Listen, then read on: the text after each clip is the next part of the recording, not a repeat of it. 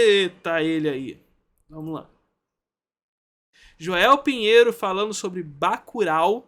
A gente já viu o Mamãe Falei sobre Bacurau, agora vamos ver um outro liberal falando sobre Bacurau. E o título do vídeo é Bacurau e a Resistência, de Joel Pinheiro. Olha no que deu. E aí, pessoal, finalmente assisti Bacurau nos cinemas. Filme que tem gerado aí de uma parte dos espectadores, né? Se transformou num ícone, assim, num símbolo de posicionamento político, assim, tem sido louvado, portanto, com muita ênfase. Eu lembro que na época do filme, antes de lançar o filme, até eu vi um trailer dele que mais falava do contexto político, né, que ele estava se dando do que do filme em si, né? O filme é trazido pelos próprios produtores ali como uma peça de resistência política ao governo Bolsonaro, né? E eu assisti, mas já eu assisti com mais distanciamento. Não estou querendo, nem precisando, nem. O posicionamento extra-filme pode ter sido isso, mas o filme não é exatamente sobre isso, né? Porque, enfim, é claro que o filme está colocado historicamente dentro de um momento, e esse momento foi o governo Bolsonaro. Então, natural que os autores, sendo agentes políticos, também se posicionassem contra o governo Bolsonaro. Não significa que o filme seja isso. Ele construiu, ele ganhou um receptáculo sobre isso, com certeza. Não olho para um filme antes de tudo com o olhar da política, da conjuntura política de agora, mesmo porque é um filme que vai estar aí daqui a décadas. Será que faz sentido ou não faz sentido? Então eu olho antes de tudo como um espectador de um filme e dou minhas impressões aqui. Primeiro ponto. Parece muito do meu olhar como espectador de um filme e que está se colocando sobre esse lugar meio distanciado, né? Como eu sou espectador, eu posso olhar distante, sem política, etc e tal. Isso é uma impossibilidade. É inclusive uma posição de se colocar acima, superior da obra, na Torre de Marfim, observando aquilo de maneira neutra. E aí, replicando o que o João Carvalho gosta de dizer, nem sabonete neutro é neutro, né, gente? O Kleber Mendonça Filho, o diretor, pro meu gosto pelo menos, alguém que sabe fazer um filme, sabe fazer cenas bonitas, sabe deixar entender certas coisas com alguma nuance ou com algum detalhe, deixar entrever certas coisas de contexto maior, que não estão diretamente na história, isso eu gosto. Ele, por exemplo, no início do filme, tem nessa cidadezinha no sertão nordestino de Bacurau, morre uma matriarca lá da cidade, Dona Carmelita, e tem um funeral dela, uma cena muito bonita ali com a música e tudo. Eu acho que ele consegue algumas cenas impactantes, sim, e consegue também criar uma atmosfera maior, uma atmosfera de um Brasil de um futuro próximo, um futuro distópico, de um governo autoritário fazendo barbaridades por aí. A gente não chega a ver direito o que é. Mas numa situação, ele está meio que fechando barragens de rio e deixando populações na seca. Ele está. A gente vê. Não, o filme que foi boicotado pra Cannes foi Aquarius, não foi Bacurau, não, tá? Bacurau foi uma escolha mesmo de ser selecionado um outro filme, que foi, se eu não me engano, a Vida Invisível. Vê de longe isso também por telas ali, ou de TV ou de tablet que aparecem, tá voltando com execuções públicas para agradar aí ao furor das massas, né? Então, um futuro distópico e autoritário, um governo que persegue pessoas, tá?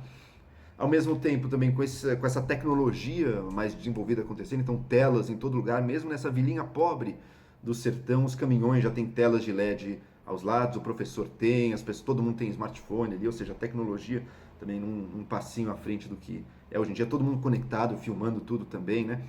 Os feitos de um criminoso que volta ali são conhecidos por todo mundo, ele tem até filmes famosos dos assassinatos dele.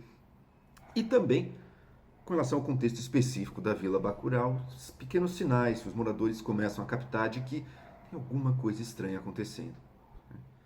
Tem uns forasteiros chegando ali, uns caras do Sudeste com umas roupas ridículas ali de esporte, de fazer trilha de motocicleta. Você tem um caminhão-pipa que chega furado, você tem uns cavalos que chegam na cidade, as pessoas estão percebendo que tem alguma coisa ali que está acontecendo de errado. Uma hora o sinal de internet, de conexão dos celulares cai também, né? Então eles vão percebendo aos poucos que tem algo prestes a acontecer ali. Assim, importante, a vila some dos mapas do Google Maps, ou o que quer que seja, não existe mais ela, quando o professor tenta mostrar na escolinha, né? E, portanto, alguma coisa ruim está prestes a acontecer ali. Acho que o filme faz isso com competência, vai criando essa atmosfera meio de algo ruim se aproximando. Um pouco que ele faz também, o Kleber Mendonça fez. Gostei muito. Recomendo que assistam aí quem. Não, teve o boicote em Bacurau, tá, gente? A questão é que a história do boicote em Cannes foi com Aquarius. Que até o Kleber foi pra lá levantar cartaz, etc e tal. Que aí foi escolhido O Pequeno Segredo no lugar, que é um filme super desconhecido, ninguém sabe mais da existência desse filme. É um segredo, inclusive, por que ele foi escolhido, né? Se interessar, tá? Mas dito isso, dito esses pontos positivos aí que ele tem, acho que ele tem seu mérito artístico, sim. Não é à toa que Cannes o premiou, embora a gente saiba que também tem um aspecto político lá, mas acho que não é totalmente à toa, totalmente de graça. Agora, por outro lado, é uma história que usa, principalmente por essa tentação política, usa um maniqueísmo tão tolo, tão forçado, e tenta criar pontes até com o cenário atual, às vezes que beiram ou passam a fronteira do ridículo, às vezes, que enfraquece muito a história que ele queria contar. Tá? Hum. Lembrando, a qualidade de um filme ou de qualquer obra de arte não depende diretamente da gente concordar ou não com os valores ou com os posicionamentos que a obra traz. Tá? Tá, ele tá trazendo aqui uma perspectiva bastante conteudista. E aí, pelo que me indica até agora, não sei o que ele vai desenvolver esse argumento dele. Ele tá levando a crítica muito por uma. Porque Bacurau é um filme bastante. Que explora bastante do escracho, né? Então, e ele acredita, pelo que eu tô entendendo até agora, que esse escracho, porque essa maneira de lidar com os temas, ela é muito exagerada. Que beira ao ridículo, portanto. Mas, Joel, é isso mesmo, tá? Ele explora o exagero, ele exacerba as emoções, exacerba o contexto da mensagem. É claro que aquilo não é de fato percebido no real, mas o sentimento, a emoção do que é sentido no real pode ser transmitida na representação tal como foi.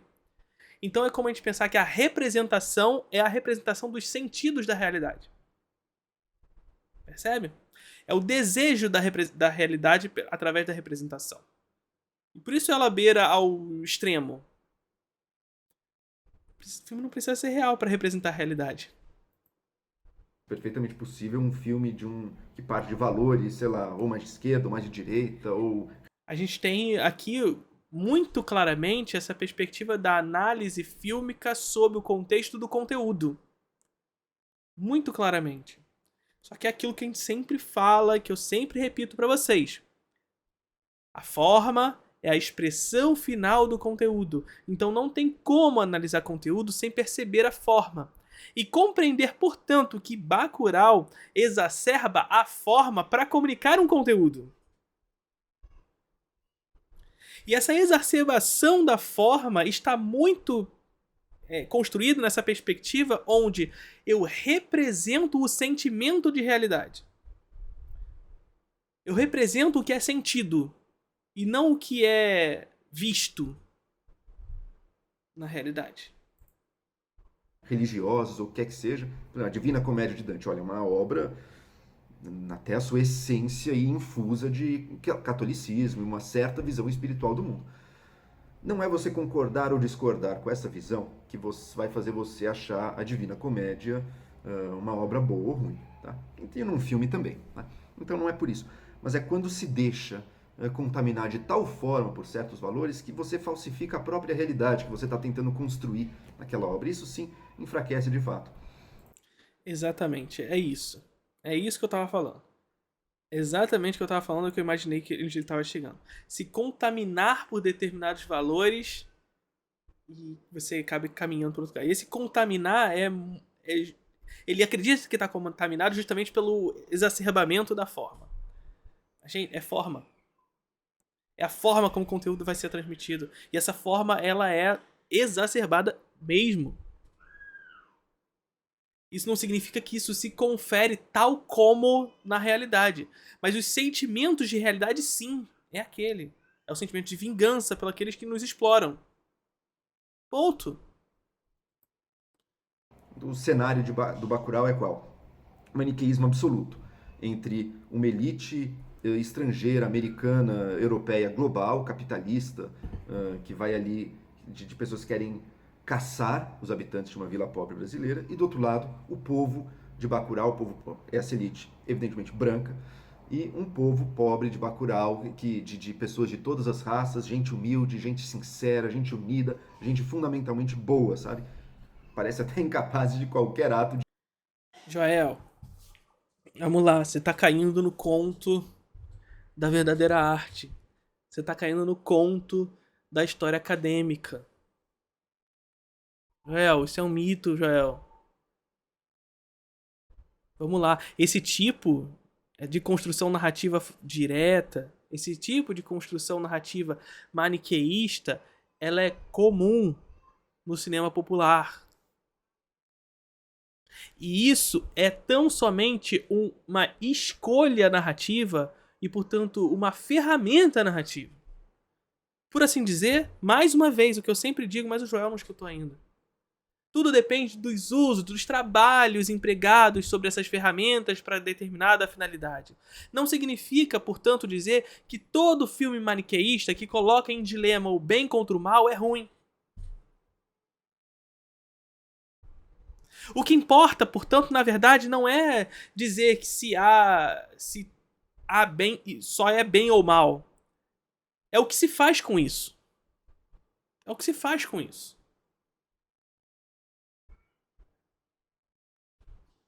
É pôr esse dilema em contradição. É pôr esse dilema em jogo. E esse dilema tá ali. É o dilema daqueles que são explorados e que, portanto, exacerbam as suas emoções. Eu não sou um defensor ávido de Bacurau, não, tá? Deixar isso bem claro. Eu não estou junto com aqueles que acreditam que Bacurau é o símbolo máximo do cinema brasileiro e tudo mais. Daqueles que só viram 5 filmes brasileiros, viram lá Cidade de Deus, Bacurau, O Alto da Compadecida, Tropa de Elite e Central do Brasil, né? São os representantes máximos do cinema brasileiro. Não, eu não estou junto disso. Eu acho que Bacurau é um filme bom e ponto. Mas eu acho injusto, e eu acredito que até bastante, enfim, essa perspectiva de acreditar que o maniqueísmo no filme é um problema. Porque, na verdade, o seu problema, Joel, não é ser bem contra mal. É porque a representação do mal é a direita, a representação do bem é a esquerda.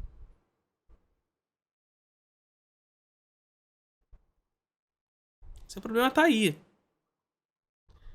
Mas, Joel, mais uma vez, tudo bem você ter outras crenças políticas. Tudo bem você crer em idealismos. Tudo bem, de verdade. Mas, narrativamente, em perspectiva artística, que era o que você estava até tentando transmitir aqui, o maniqueísmo não é um problema. O contrário. Na verdade, claro, se a gente for pensar na questão da verdadeira arte, da arte acadêmica, como eu estava dizendo, sim, essa galera, que está muito vinculada daqueles que vocês acreditam, acredita de fato que o maniqueísmo é uma coisa ruim, o cinema popular é ruim, o cinema frontal é ruim, enfim, etc e tal. Mas o maniqueísmo é tão somente uma escolha narrativa que vai empregar um determinado trabalho e que vai produzir um dilema na construção do filme. Agora, que dilema é esse? Como esse dilema é construído, etc e tal? Aí que tá a questão. Aí tá a questão. Então o maniqueísmo em si não é um problema.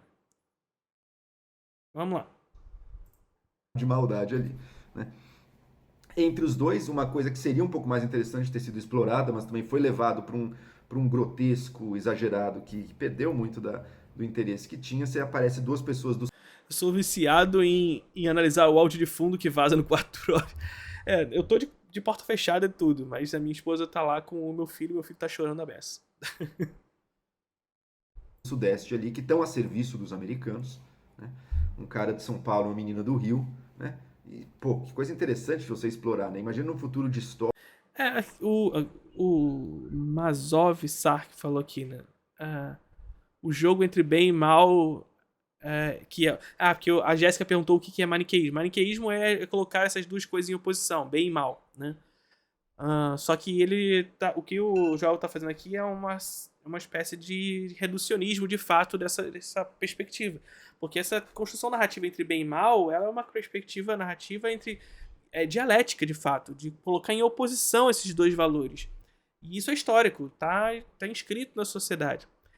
Só que eles só se incomodam com Bacurau, né? Porque se a gente for pegar um filme que eles adoram, por exemplo, que muitos de vocês também, como, por exemplo, A Felicidade Não Se Compra, é bem contra o mal também, gente. Se pegar Hollywood como um todo, quase como um todo, é bem contra o mal, gente. É maniqueísmo. E em si isso não é um problema. O problema é o que se faz com isso. Vamos ver se ele vai falar alguma coisa sobre o que se faz. Tópico em que algo totalmente desumano está acontecendo, como é que se posicionam essas pessoas? Elite da Faria Lima, ou de Ipanema, ou sei lá o quê. Tentando impressionar os americanos, aí sendo, em contrapartida, humilhados e totalmente desprezados por eles, né? Mas enfim, os americanos maus que estão vindo aqui para literalmente caçar seres humanos, né? Matar seres humanos aqui no Brasil. Né? Ou seja, a monstruosidade da monstruosidade. Nem... Pô, pelo amor de Deus, Joel. Pelo amor de Deus, Joel. Você acha que o filme ele tá representando a realidade tal como, ou o sentimento dessa realidade? Ou esse caçar é nada mais do que a exploração dessa galera com aqueles que estão ali? É uma representação, cara. Tem, como acontece no mundo real, existem monstruosidades no mundo? Existem. Mas elas nunca vêm nuas, assim, nuas e cruas. Sempre tem uma justificativa, né? Sempre tem uma ideologia por trás, alguma coisa que torna aquilo minimamente... E ela não tá posta no filme, Joel? defensável para as pessoas que praticam, né? No minimamente um discurso que justifica aquilo. Nesse caso não, é quase abertamente viemos caçar homens porque isso nos diverte. Claro!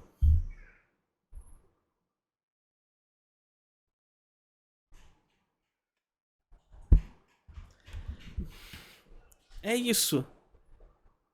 A forma é a expressão final do conteúdo. O conteúdo está exposto ali. É uma lógica da exploração imperialista. Tá ali exposto, João. Tá muito fácil, tá ali. É a lógica da exploração imperialista. Isso está muito claro, está muito exibido na proposta do conteúdo do filme.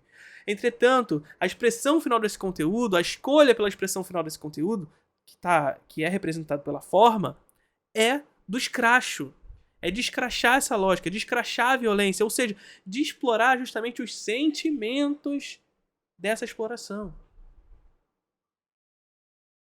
E não tal como acontece na realidade, apesar de a realidade muitas vezes liberar isso.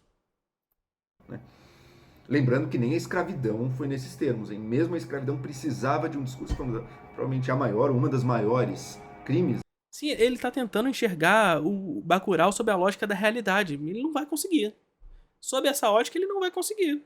Sinto muito, Joel. Assim não vai rolar. Aí da história da humanidade, mas mesmo ela sempre precisou de algum discurso que a justificasse e que, de um lado, impunha certos limites, muito pequenos, é claro, mas também justificasse a monstruosidade, justificasse a injustiça, para que ao menos as pessoas que estavam vivendo daquilo não se defrontassem com a flagrante violação absoluta que estavam cometendo, né? Aqui não, aqui eles são os malvados mesmo, quase os inimigos do Capitão Planeta, né? Vamos poluir, isso, vamos matar, é o que eles fazem aqui. Sim, Rambo faz isso também, né? E o enredo...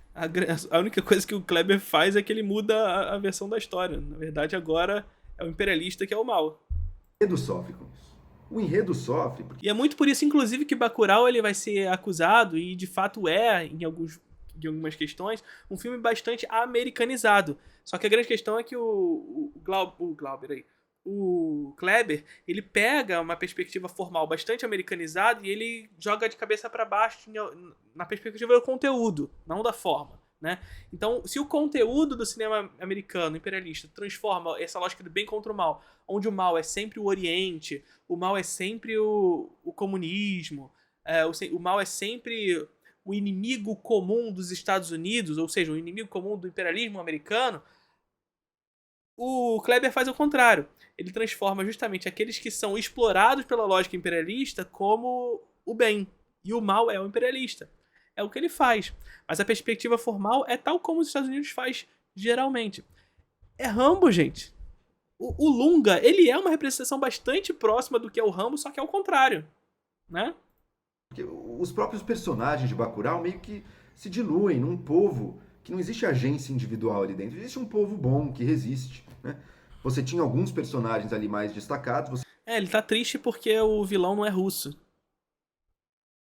Você tem uma jovem que volta, jovem, sei lá, 30 anos, que volta, se eu entendi bem, ela é cientista ou pesquisadora em alguma cidade, volta para Vilazinha justamente para o enterro da avó dela, Carmelita. E ela fisicamente assim lembra muito a Marielle Franco, não tenho. Tem... Calma, eu preciso voltar no que eu ia falar agora. Mas ó, o Israel falando aqui, o problema pra mim não é separar a narrativa entre bem e mal, que não é um problema de fato, mas sim propagar a ideia do grande homem individualista que resolve todos os problemas sozinhos, como 90% das narrativas por toda a história dos Estados Unidos. Eu não. Então, de fato é um problema. É uma questão que a gente precisa analisar. Mas, mesmo assim, gente, a gente, mesmo no campo da esquerda, a gente pode, né, perceber esses filmes e ver uma coisa interessante por ali. Eu gosto de ver Rambo. Rambo é um filme legal. É um filme divertido. Agora, é claro, é sempre a gente indicar as questões que estão envolvidas historicamente ali e tudo mais. Percebe qual é a questão? Percebe qual é a questão? Há como a gente perceber todos esses problemas, como por exemplo o homem individualista, ele resolve todos os problemas como se não houvesse historicidade, como se não houvesse coletivo, como se não houvesse sociedade em volta. É um super-herói. Porque essa é a lógica dos Estados Unidos. Centraliza a figura a imperialista num indivíduo. É o Capitão América, né? É o Rambo, etc e tal. Aí você pega Bacurau, que envolve um coletivo, toda uma cidade, toda uma vila, na verdade, em torno dessa luta contra o imperialismo, né? Então, percebe que já há uma diferença quando ele coloca essa lógica do cinema americano de cabeça para baixo, sob a lógica do conteúdo, claro, não da forma. Quase certeza que é uma referência direta, né? Bom, então que personagem? Ela traz algo para a cidade, né? Será que o conhecimento dela, será que a visão dela que ela tem das coisas vai ajudar de alguma coisa? Não. É uma personagem irrelevante na história, não faz nada.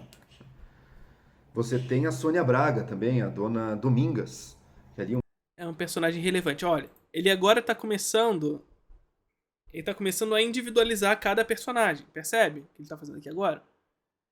Isso é um vício interpretativo do cinema americano. É o vício interpretativo do cinema americano. Da ótica do espectador sobre o filme americano.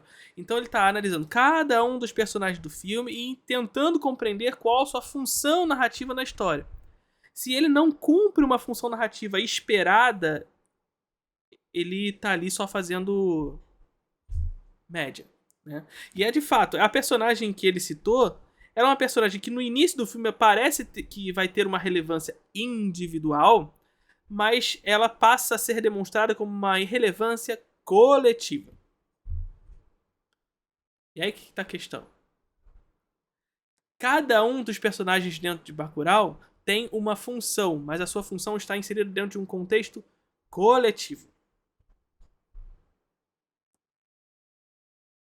Só que a análise, o vício interpretativo do Joel está tão vinculado à lógica americana que ele precisa individualizar a importância do personagem.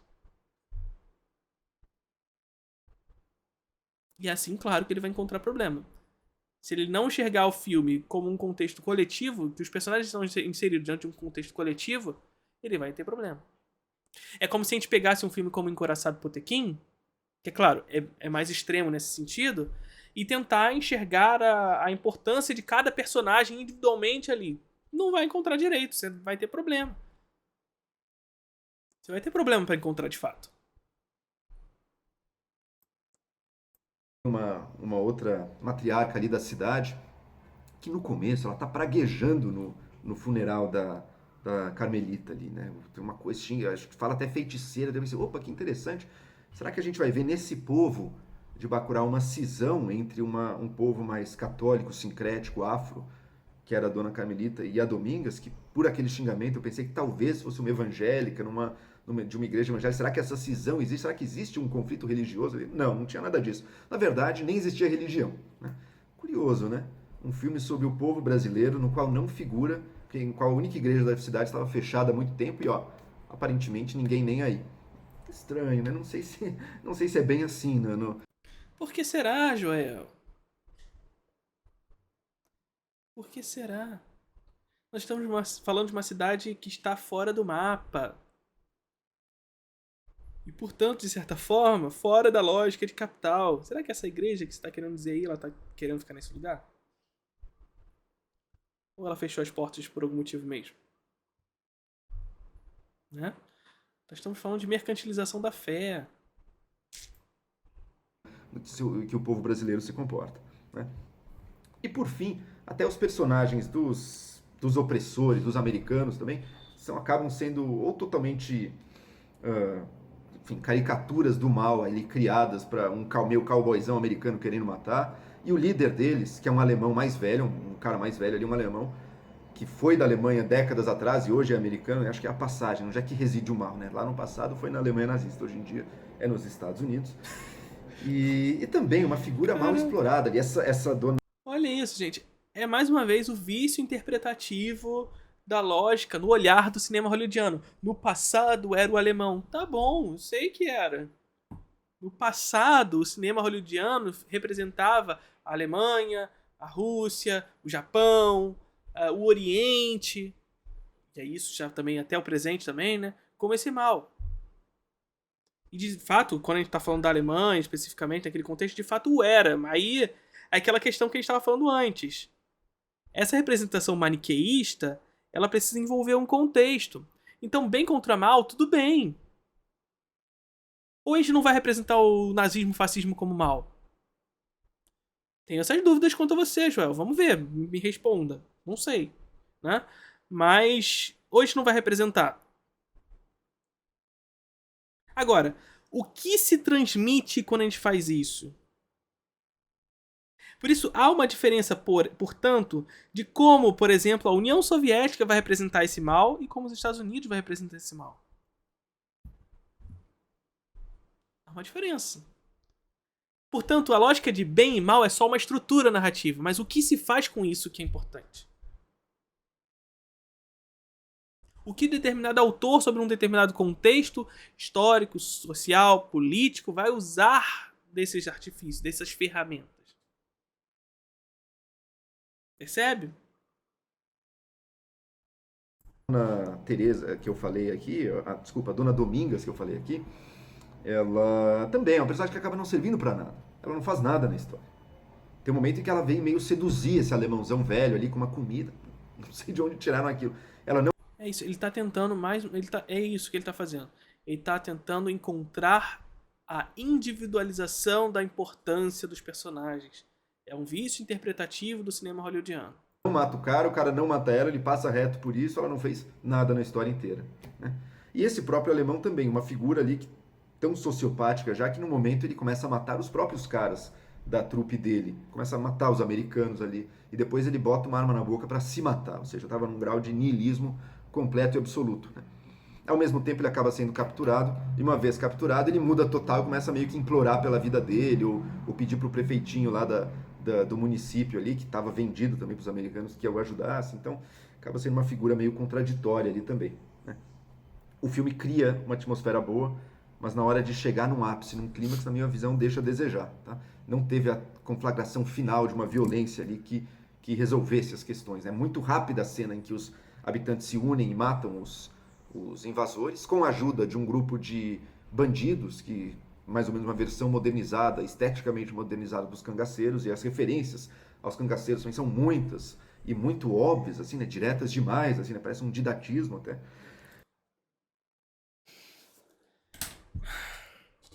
Agora vocês conseguem compreender? Quando eu falo sempre pra vocês, quando eu tô falando do cinema de terror, quando eu tô falando da comédia, do cinema de gênero, e quando a gente entra nesse embate contra o que é direto, sobre o que a gente tá falando? Percebe? Percebe como essa galera do dita verdadeira arte, do que é acadêmico, tem um preconceito enorme com o que é direto? E por que eles têm preconceito com o que é direto? Vocês percebem? Agora, isso aqui é uma exemplificação do que a gente vem trabalhando há muito tempo. Isso aqui é uma exemplificação do que a gente vem trabalhando há muito tempo. De como eles se incomodam com essa relação direta e frontal com as emoções que o espectador tem com determinados filmes. Só que chega a ser bizarro. Saca? Até voltar aqui um instantinho, porque tem uma fala dele que eu quero... modernizada, esteticamente modernizada dos cangaceiros. Os habitantes se unem e matam os invasores, com a ajuda de um grupo de bandidos, que mais ou menos uma versão modernizada, esteticamente modernizada dos cangaceiros, e as referências aos cangaceiros também são muitas e muito óbvias, assim, né? Diretas demais, assim, né? Parece um didatismo até. Percebe? Diretas demais. Gente.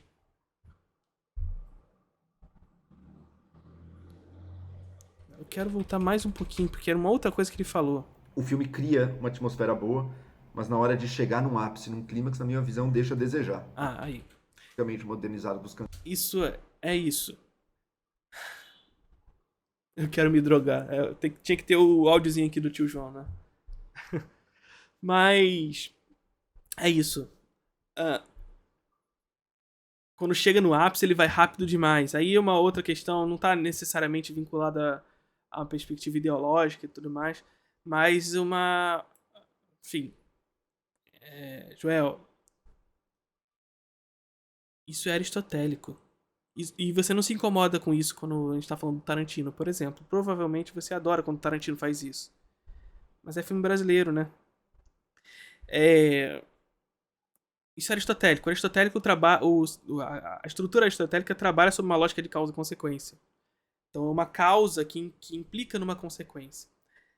E geralmente o cinema hollywoodiano ele funciona sob uma lógica de 3 atos, né? O primeiro ato de apresentação, que vai ser que vai apresentar uma causa para uma consequência a partir do que a gente chama de ponte virada. Então alguma coisa vai acontecer para que o desenvolvimento do filme se estabeleça.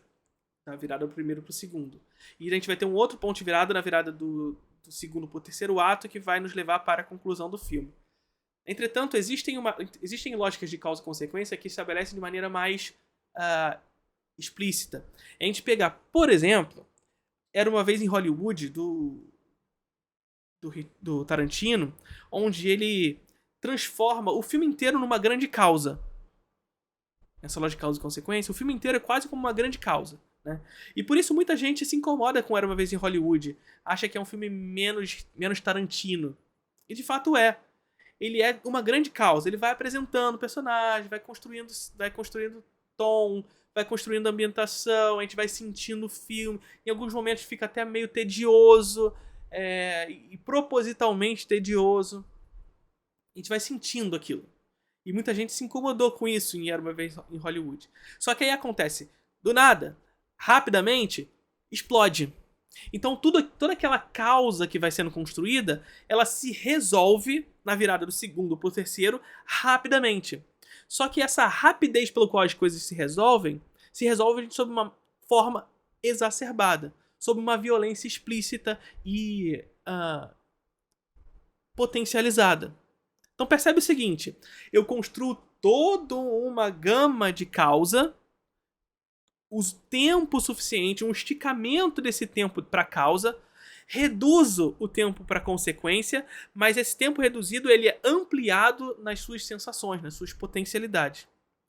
Então não faz sentido, por exemplo, se o Tarantino pegasse essa cena final de Era Uma Vez em Hollywood e fizesse meio filme disso, porque seria tedioso e não teria a potência daquela realização. Seria menos potencializado. Seria menos sentido pelo espectador. Então ele reduz o tempo da consequência em razão da causa, mas ainda assim ele joga essa consequência para uma maneira elevada dos sentimentos, das emoções que o espectador vai sentir nela. Ele potencializa, ele hiperestiliza, ele torna aquilo ainda mais gráfico, ainda que você reduza o tempo. Mas essa redução de tempo ela é fundamental, justaposto ao tempo esticado para a causa. E é isso que Bacurau faz. Ele cria uma grande causa, percebe? Que estica o tempo, que ambientaliza, que constrói os personagens como um agente coletivo, para no final hiperestilizar, tornar aquilo ainda mais gráfico, num tempo reduzido de tempo que vai potencializar a emoção do espectador. É isso, é causa e consequência, é aristotélico, não é nada hipermoderno. Tá lá em Aristóteles. Tá lá em Aristóteles. Não tem nenhum problema nisso. É inclusive necessário que você reduza o tempo das ações, porque senão de fato seria chato o tempo inteiro, aquela violência, violência, violência o tempo inteiro. Não, você tem que criar essa causa para que essa consequência ganhe sentido de ser. Cangaceiros, e as referências aos cangaceiros também são muitas e muito óbvias, assim, né? Diretas demais, assim, né? Parece um didatismo até. E então a cidade se une, mata os tais invasores e acaba muito rapidamente, assim, né? E depois tem uma... Enquanto Mamãe Falei fala que tem pouca representação de Nordeste, Joel Pinheiro fala que tem muita. É didático demais até. redenção ali de todos, não... se Cadê o barulho da moto, Joel? preparando ali, supostamente a coisa vai piorar ainda mais, né? Mas a cidade conseguiu resistir ali, tal qual uma vila de Asterix, né? Um povo, uma visão assim muito, mais do que botar um povo vivo pra gente ali com pessoas, com indivíduos, uma visão de uma classe média progressista, uma visão que a elite intelectual tem do que ela gostaria que fosse o povo brasileiro, né? Simples, bondoso, unido, solidário, com uma estética também aí aprazível das músicas e tudo, embora sem o lado que sem religião, né? Sem opiniões próprias, sem nada que faça os indivíduos existir, sem desejos muito fortes de crescimento e de ir além, não sei o quê. Gente que gosta da sua vidinha simples e não quer nada além disso, né? A visão do banditismo romântico também, né? Que é essa visão que a gente alimenta ainda do cangaço. Eu não tenho nada contra o bandido aparecer de uma forma complexa numa história, né? O problema fica no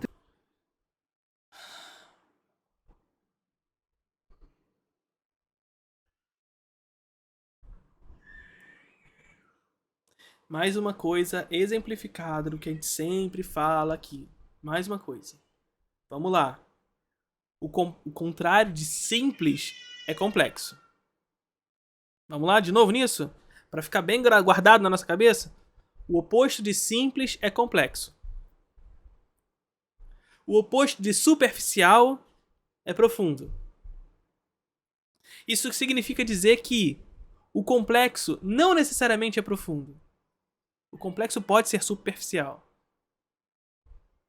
Ao passo que o simples não necessariamente é superficial.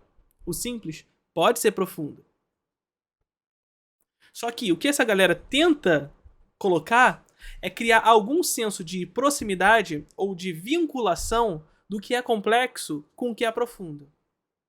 De maneira que isso se torne necessário. Só dá para ser profundo se for complexo. Por quê? Porque o que é popular é simples, gente. Porque o que é popular é simples.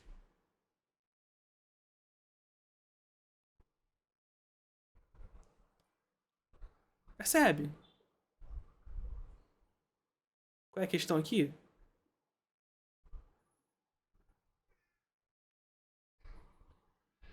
Ai, na moral. A gente pensar... Se a gente for pensar na lógica de Bacurau, por exemplo, é isso. Através da simplicidade, trazer temas complexos.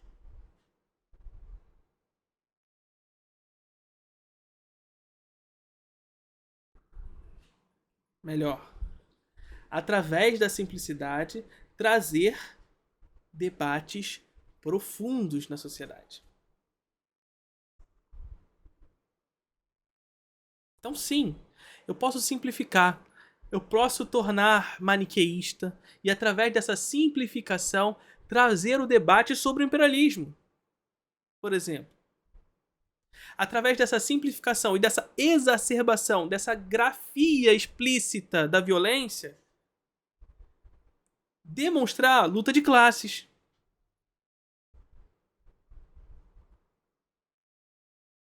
Discutir temas, formas e estética profundas.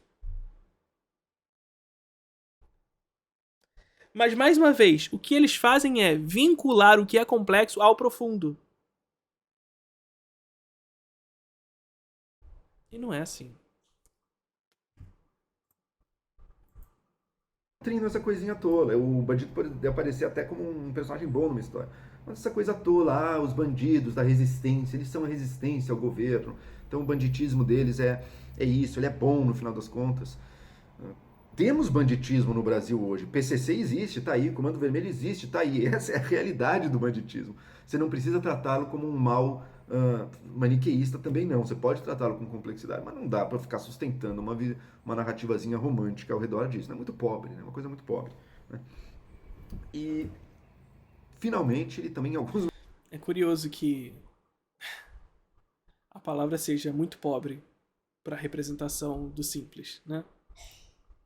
momentos, assim, força relações com o mundo atual que chega a ser até engraçado, assim, tá? Primeiro, a semelhança da Teresa aí, dessa mulher jovem que volta ali com a Marielle, assim, é total, acho que uma referência direta, mas no momento eles dão um passo além. Eles, depois do massacre, depois da luta ali na cidade, se eu entendi bem, estava sendo lida uma lista de pessoas no centro da cidade. E se eu entendi bem, eram as pessoas da vila que tinham morrido, né? Ou seja, os mártires da resistência daquela vila. E esses nomes, entre os nomes que eles citam, aparece o nome Marielle, embora o sobrenome seja outro, e outra, Marisa Letícia. O nome da esposa do ex-presidente Lula, que faleceu um tempo atrás também, né? Os mártires da Revolução. Tem uma forçação de barra tão grande, sabe, meu? Você realmente acha isso? Que Marisa Letícia é mártir de resistência, qualquer coisa que seja? Morreu de causas naturais ali, né? Não tem nada a ver. Sabe? É construir uma mitologia totalmente artificial em torno disso. Tá, vamos lá. E alienante. Eu até concordo que esse tipo de referência é frágil, mesmo. Barata, é boba. Mas, mais uma vez, o que ele está fazendo é tentar vincular um filme como Bacurau, que explicita uma representação da emoção, a representação da realidade através da emoção, ou seja, uma alegoria dos sentimentos de uma luta de classes, né? A realidade. Né? Mas eu concordo que é meio baratozinho essa representação. Esse, pra mim, acaba sendo o coisa mais triste até. Eu vejo o radicalismo com que as pessoas estão protegendo o filme e se achando revolucionárias. As pessoas assistiram Bacurau do conforto das suas cadeiras de cinema, seja no Sudeste, seja no Nordeste, mas elite intelectual brasileira, classe média, elite intelectual, economicamente, muitos classe média. Do conforto das salas de cinema, ou seja lá onde for, e se acham heróis, mártires, prontos para pegar em armas. Que pegar em armas, cara, isso é alienante. Esse é o pior tipo de alienação, é fazer a pessoa se perder em sonhos heróicos de revolução, em sonhos heróicos de resistência contra um inimigo caricato que paira sobre nós, um americano sem a menor chance de redenção, porque ele é mau até a espinha, né? Ou, no caso, um governo Bolsonaro, ou sobre isso tudo aí eu já falei, né? Os malvados do Sudeste, ou seja lá quem for, né? Porque muita gente é do próprio Sudeste, né? Então não sei como é que constroem isso na cabeça deles. Mas é um sonho alienante, porque é um sonho que impede qualquer ação real, de resistência real, né? De mudança do estado de coisas. Porque pode ter certeza de uma coisa, meu amigo, você não vai pegar em armas. Você não vai fazer essa resistência física com a qual você sonha. Esse sonho te afasta da ação eficaz na realidade. Você não vai se unir numa catarse com o povo pobre brasileiro com o qual você está conectado e que te ama para juntos resistir. Isso não vai acontecer. Porque Ainda que você acredite nisso, Joel, não vamos entrar nesse mérito, mas falando de cinema, ainda que você acredite nisso, Bacurau não é a realidade. Bacurau é a representação dessa realidade. É uma representação. É a representação desses sentimentos reprimidos frente à exploração. É uma representação. É por isso que é exacerbado. Por isso que é maniqueísta. Por isso que é tudo isso que você está falando. E não é problema.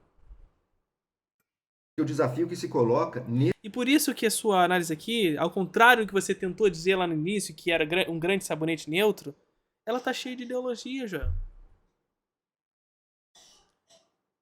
Vocês da direita adoram dizer que são imparciais, neutros, mas não existe isso. Seu discurso está repleto de ideologia. Repleto. Vocês só fingem essa neutralidade justamente porque através do senso comum é onde vocês atuam. Porque ali vocês encontram uma capacidade de transmitir uma verdade para quem assiste e que acredita de fato que, ora, ele está sendo imparcial, então ele está falando a verdade. Não! Não há discurso não enviesado. Seu discurso é completamente ideológico, o Joel. E é isso mesmo, tem que ser ideológico, só que assume. Neste momento, é persuadir, é conquistar os corações e mentes de grande parte do povo brasileiro. Que não está resistindo, que está até gostando. Que se deixa levar, às vezes, por discursos enganosos. Que se deixa enganar. Que se deixa levar pelas piores paixões, por inescrupulosos que apelam para as piores paixões da população, que toda a população tem, ódio, ressentimento, vingança, se deixam, apelam para isso, para tentar fazer vigorar o seu projeto de poder. É isso que a gente está vendo hoje em dia. Joel, pelo amor de Deus. Pelo amor de Deus. É claro, mais uma vez, aquele velho discurso de sempre. A crise está posta na sociedade. O ódio está posto na sociedade. Isso é inevitável. As emoções são inevitáveis. Sobretudo quando esse povo sente na pele a dor da exploração. Sente na pele a dor da fome.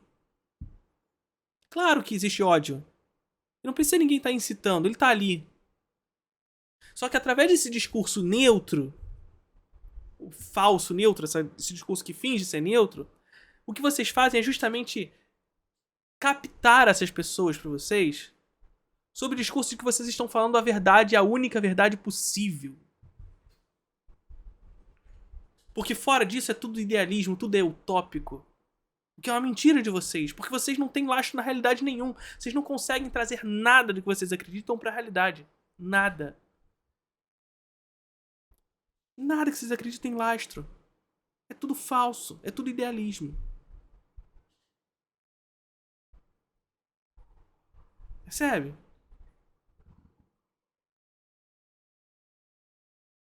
E aí, através desse discurso neutro, vocês imbuem a ideia de quem tem discurso enviesado e que deve ser enviesado, que somos nós na esquerda radical, estamos insinuando alguma coisa, criando um sonho nessas pessoas. Pelo amor de Deus!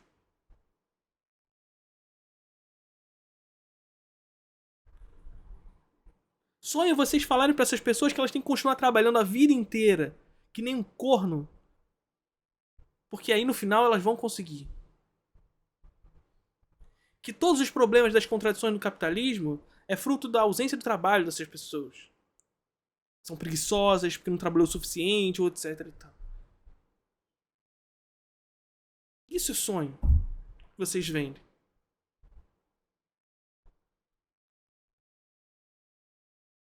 Amor. Então não pense que você vai entrar numa guerrilha civil contra isso. Você não vai fazer nada disso. Assim como a guerrilha, de fato, foi irrelevante para a derrubada da ditadura militar no Brasil. Não foi aquilo que derrubou a ditadura. E reconheço o valor e a coragem de quem foi, mas não derrubou a ditadura militar no Brasil. Tá. O que conseguiu consolidar a democracia no país foi outra coisa, foi valores, foi racionalidade. Então, saiam desse sonho impotente, esse sonho inútil de Foi que valores, se forma uma grande foi resistência, racionalidade. que agora faremos revolução. Eu vi o Gregório do Vivier num vídeo ali também, estava falando do ódio. Por que a gente tolera? Tem que ter o ódio, a resistência física mesmo, é o uso da violência contra o... Gente, mais uma vez, o ódio está posto na sociedade. Não precisa de nada para esse ódio sair, não. Está posto. As contradições do capitalismo trazem esse ódio. A questão é aquilo que a gente estava falando. Quem vai pautar esse ódio? Quem vai pautar esse ódio? Porque é isso que eu estava falando antes. Essa galera, através desse discurso neutro, capta esse ódio por estarem transmitindo, através desse senso comum, através desse discurso neutro e não enviesado, aquilo que eles ditam ser verdade. E as pessoas captam aquilo como verdade porque é neutro, né? Então ele está falando a verdade. Então, é ódio mesmo. E o ódio está ali. E quem vai discutir esse ódio? É isso que a gente tá falando. E a gente tá aqui pra isso mesmo. Assim como vocês estão. Sabe por quê? Porque Bolsonaro foi eleito por causa disso. Por causa de ódio. Por causa de uma crise posta na sociedade. Que tava ali. Só que nós não estávamos organizados o suficiente para deter isso. Quem estava organizado tinha isso aqui. E o que acontece é isso. A burguesia, o liberal, é tão liberal que em momentos de crise, quando vê que os seus privilégios estão minimamente ameaçados, investem num projeto de massas. E o projeto de massas anti-esquerda radical é o fascismo. E é isso que vocês investem. Isso que vocês investem. Ou, sei lá, o fascismo, seja lá o quê, não vai ter violência nenhuma, não existe. O Brasil é um estado que não existe resistência possível a isso, física. O que existe, sim, são corações e mentes. E dado que a gente ainda vive numa democracia... Tá, o Brasil é um país... Cara, eu não tava imaginando que o vídeo cairia pra esse lado, não. Real. Eu não sei qual que tá pior, de verdade. Se é o do Mamãe Falei ou é esse. De verdade, eu não sei qual que tá pior. Qual que tá me estressando mais. Porque, assim, eu acho que esse tá me estressando mais porque o do Mamãe Falei eu esperava coisa ruim, sabe? Eu também esperava desse, mas... Enfim. É aquela questão, né? O João Pinheiro ele sempre se pôs como o cara comedido, etc e tal, mas a gente começa a descobrir que na verdade não é isso mesmo, não. Ai, ai. Eu até me esqueci o que ele falou, peraí. física. O que existe, sim, são corações e mentes. E dado que a gente ainda vive... Peraí. Não vai ter violência nenhuma, não existe. O Brasil é um estado que... Pondo esse Brasil como uma figura fora do tempo, né? Ou seja, não existe possibilidade de fazer revolução hoje. E por isso não vai ter nunca. É claro que não tem possibilidade de fazer hoje, é por isso que a gente tá construindo. Ninguém tá falando que a gente tem que sair de casa hoje cheio de arma na mão e ir atrás, porque não vai rolar. Por isso que é uma construção, que parte da organização e etc e tal. É paulatino. E a visão dele é a histórica. Porque é isso. Não tem como fazer no Brasil. Hoje, ontem, sempre. Não existe resistência possível a isso, física. O que existe, sim, são corações e mentes. Não existe violência no Brasil, existem corações e mentes. Que mentes. tal tentar conversar com corações e mentes? Que tal tentar conhecer a realidade da população brasileira também e os valores que não são os valores da elite cultural do país. É quase como não existe racismo. Opa, vamos lá. Também. E os valores que não são os valores da elite cultural do país. Em parte são, em outras não. Elite cultural. Um povo sem religião, um povo sem agência própria, um povo que não está ali lutando, ou que está meio conformado com uma existência meio bucólica de camponeses simples, né?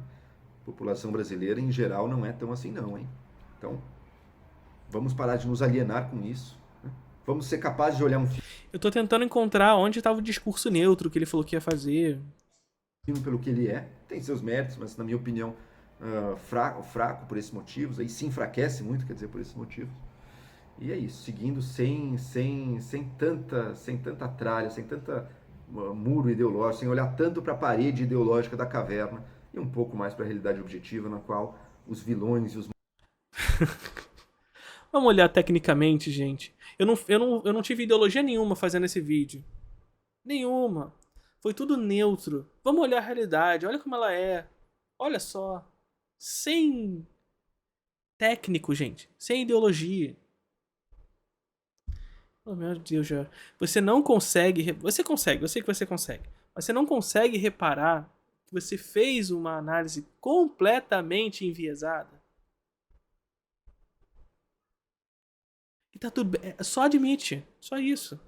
A gente precisa que vocês admitam. Mas eu sei que vocês não vão admitir, mais uma vez, porque através desse discurso de que é técnico, faz governo técnico, e etc., que é imparcial, que é neutro, vocês transmitem para as pessoas, a recepção dessa mensagem é que vocês falam a verdade.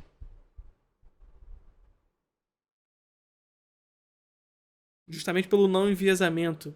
Mas isso é falso, vocês sabem que é mentira. Vocês sabem que é mentira. Isso é estética. É a estética que vocês assumem, é a aparência, é a roupagem. Vocês sabem disso. Os mocinhos, o bem e o mal não são tão simples assim. E sempre que a gente acha que a gente está representando o bem absoluto, aí é o momento mais perigoso. Aí é o momento em que é mais provável que a gente se deixe utilizar por mais um projeto inescrupuloso de poder. Dá para ser de um lado, dá para ser do outro. Podemos ser melhor do que os dois. Nem direita, nem esquerda. Pra cima! Vamos soltar uma Genkidama, todo mundo de mão pra cima, contra a esquerda e contra a direita, pra salvar o mundo contra o mal. Quem é o mal? Não sei. Não tá na esquerda nem na direita. Mas a gente vai lutar contra. Tá bom? Curtiram o vídeo?